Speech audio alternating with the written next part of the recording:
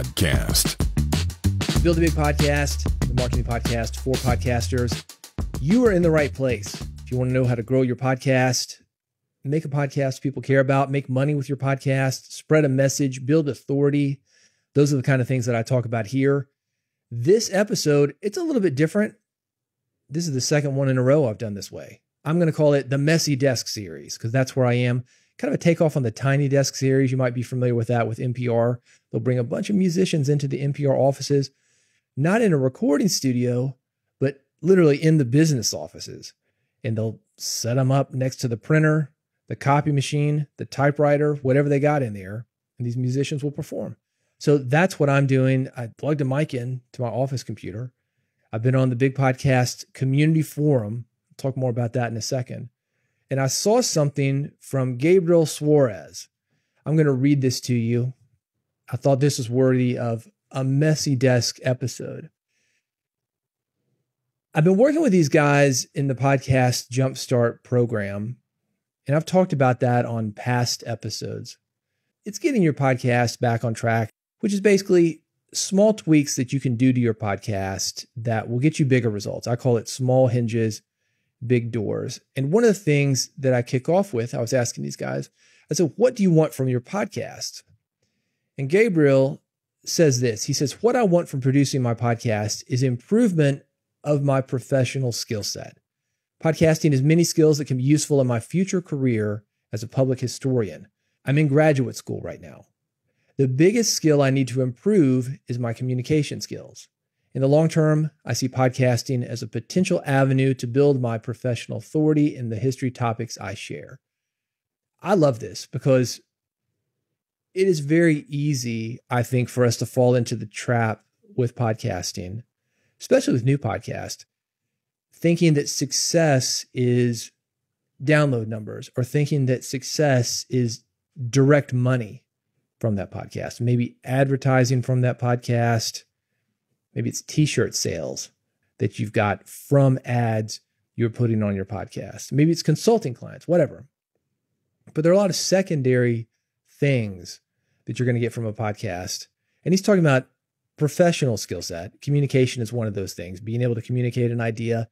That's what happens when you do a podcast. You get better at telling stories, editing in your head, thinking in your head, how am I going to get into this story, an on-ramp, the meat of the story, and then an off-ramp. And if you think about that, we can use Gabriel as an example, but I can use myself as an example. We could use you as an example.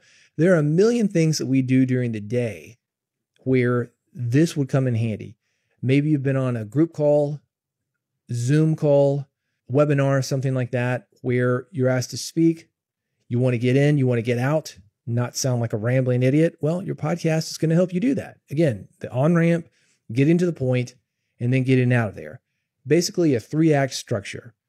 Think about introductions to people. You're eating, you see somebody that you know, that person is with somebody who might help you in your business or your career, or maybe somebody that you want to date. An intro would have these 3-act structures too. You get into the story, you say what you want to say, and then you get out, leaving people with a complete experience. Interviews. Gabriel mentioned this. Talked about a future career as a public historian. There are interviews for that. Not like the interviews that we do for podcasts where we're asking questions of people, but people asking questions of us.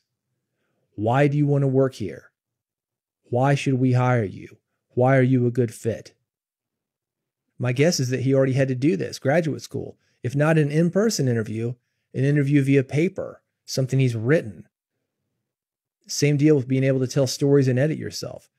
These skills show up daily in your life all the time. Something's wrong with your car, go to the mechanic, you got to explain what's going on. That is something that will be improved from your podcast. Sales situations, selling people on an idea.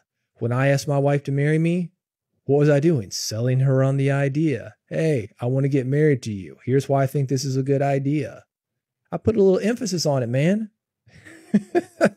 I wasn't taking any chances. Podcasting helped that.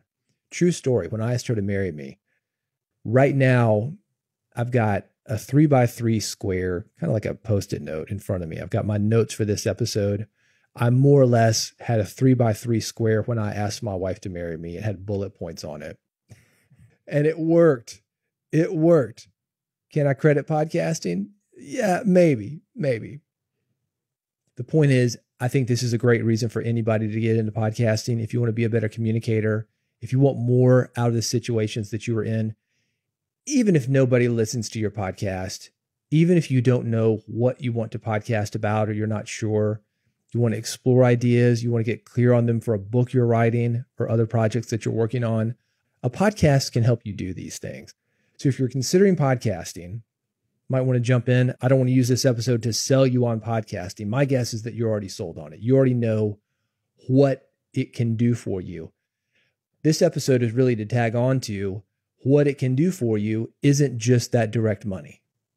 It's not likes, attention, listeners, whatever your popularity metric is. It's other things. It is so much more. I mentioned getting the idea for this episode from Gabriel. He's going through the Podcast Jumpstart program. If you're interested in something similar to that, you want to be instantly connected with other podcasters who are working just as hard as you are, instantly connected to me for personal feedback, personal coaching through this message board, through calls that we do together. This is how to do that. bigpodcast.com/AMP, AMP. It stands for Audio Monetization Program. bigpodcast.com/AMP.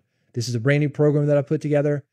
If you want to grow your audience, make more people care about your message, and have these secondary skill sets developed, such as storytelling, being able to communicate effectively, increasing your authority, this is the program for you. Again, it's called Big Podcast AMP, AMP, Audio Monetization Program, and it's at bigpodcast.com/AMP. Thanks for joining me on this messy desk episode. I'm going to continue to do more of these.